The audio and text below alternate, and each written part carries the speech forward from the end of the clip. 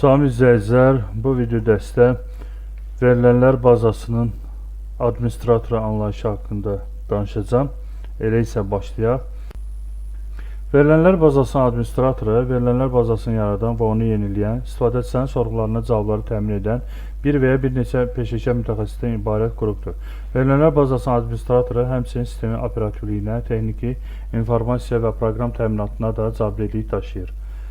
Verilənlər bazasının administratoru, verilənlər bazasının idarə olunmasına, təhlükəsizliyinə və vasitəsiz işləməsinə cavabdeh olan mütəxəssisdir. Məsələn, bir bankın müştəri məlumatları Oracle Database və ya Microsoft SQL Server kimi sistemlərdə saxlanılır.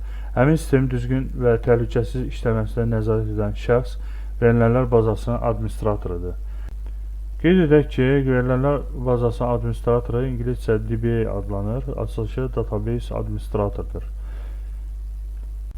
Verilənlər bazasının administratorunun əsas vəzifələrinə nəzər salaq. Quraşdırma və konfiqurasiya. Burada VBA verilənlər bazasının sistemini qurur, server parametrlərini düzgün sazlayır, yeni bazalar yaradır.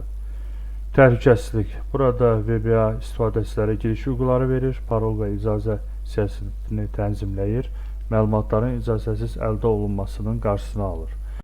Ehtiyat nüsxə və bərpa. Burada VBA mütəmadi ehtiyat nüsxələr yaradır, sistem sıradan çıxarsa məlumatları bərpa edir, fövqəladə hallara qarşı plan hazırlayır. Performansın optimallaşdırılması. Burada VBA sorğuların sürətli işləməsini təmin edir, server yüklənməsini izləyir, lazım olduqda sistem parametrlərini optimallaşdırır. Monitoring və texniki dəstək. Burada VBA sistemin fasiləsiz işləməsinə nəzarət edir, xətaları aşkar edib aradan qaldırır. Və s. Yəni vəzifələri çoxdur.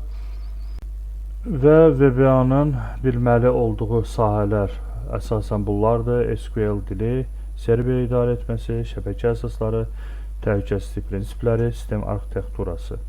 Məncə bu qədər məlumat kifayətdir. Videonu bəyəndinizsə like etməyi, kanala abunə olmağı unutmayın.